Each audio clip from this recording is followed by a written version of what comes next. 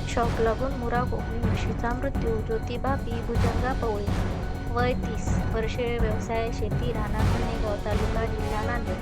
माझ्याकडे 3 मुरा कोकणी या जातीच्या म्हशी आहेत. 30/10/2025 रोजी सकाळी 10 वाजताच्या सुमारास मी माझ्या तिन्ही म्हैसी धनेगावच्या रोपवाटिकामधील पडीक जागेत चारण्यासाठी घेऊन गेलो असता माझी एक म्हैस वय अंदाजे 5 ते 7 वर्षे, रंग काळा, शिंग खोकडे, शेपूट गोंडा पांढरा ही चरत चरत गेली असता त्या ठिकाणी विद्युत खांबाचा तार तुटून जमिनीवर पडलेल्या ताराजवळ गेली असता तिला विद्युत शॉक लागून मरण लाईटच्या पावली आहे. खांबानं वाढली गेली. म्हैस केवढ्याची होती आणि शासनाकडून तुमची काय मागणी आहे? 1.5 लाख रुपयाची म्हैस होती. आम्ही चारवायला इथं आणत गेल्या आणि याची आपल्या MSCBची चूक असल्यामुळं ते पडला तार आणि नजर चुकी अंदाज करत आहेत. वारंवार आम्ही तक्रार देत आहेत. तरी त्यानं अंदाज केला, इकडे तिकडे काही काम केलं नाही आमच्या तुम्ही इकडे. MSCB तक्रार किती वेळेस केली की वायर खाली आहे त्यांना, म्हणजे जनावर चरणं आहे?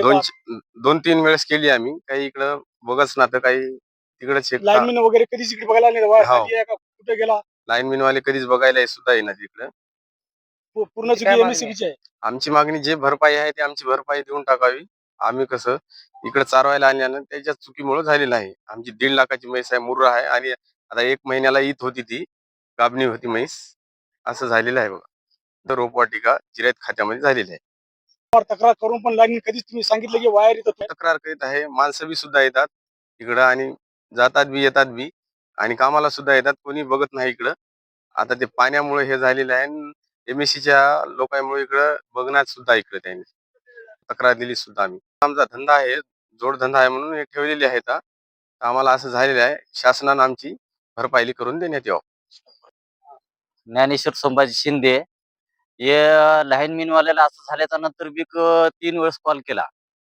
कॉल केल्याच्या नंतर बी कॉल उचलला नाही आणि सिंगल तार असल्यामुळं हे सिंगल तार घडी-घडीला तुटत होता. तरी बी त्याला अर्ज दिलेला आहे. 2-3 वेळेस सांगितलेलं आहे. तरी बी त्यानं तार चांगला मजबूत टाकलेला नाही.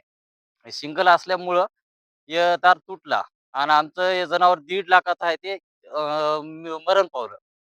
आणि इथं रोपवाटिका असल्यामुळं त्याच्यामध्ये महिला, पुरुष काम करण्यासाठी खूप येतात इथं. नजरेनं ते माणसाला जीवितहानी होत होती. अगोदर तुम्ही दुधाच्या व्यवसायासाठी ठेवलेली होती जोडधंदा म्हणून.